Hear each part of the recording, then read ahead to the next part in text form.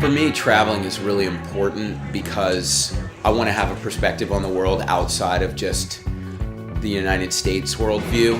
I want to understand how other people live, and I want to share my work with other people. So I've traveled really extensively. There are a lot of great cities for street art: LA, New York, San Francisco. But London is special in that Banksy created such a huge phenomenon that I think the London audience is especially aware of street art as a medium. And London being the cultural hub of all of the UK and a lot of Europe, anything that happens in the center of London, people talk about it, and there's a ripple effect.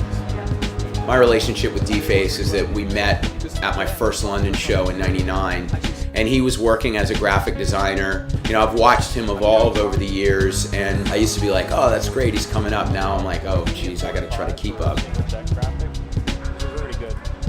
The Sound and Vision show in London came about because I had worked with Stolen Space on a show called 1984 in 2007. 5 years went by really quickly. It was time for me to do another London show. So I decided to work with Stolen Space again because they did a fantastic job.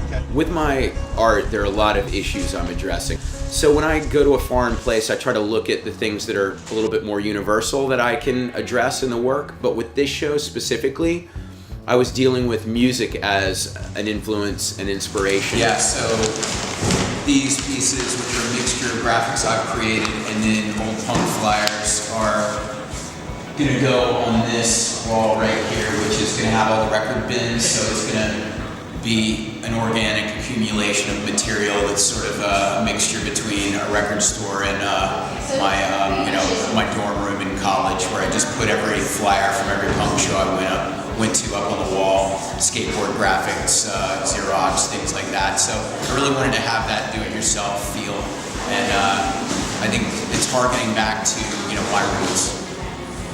I made a lot of art, and it was spread out over two spaces.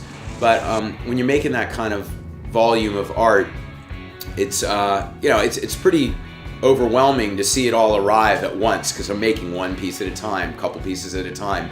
Then getting there and seeing these crates full of stuff. We had over 300 pieces to put up and 3 big murals to do. It was gonna be a long week.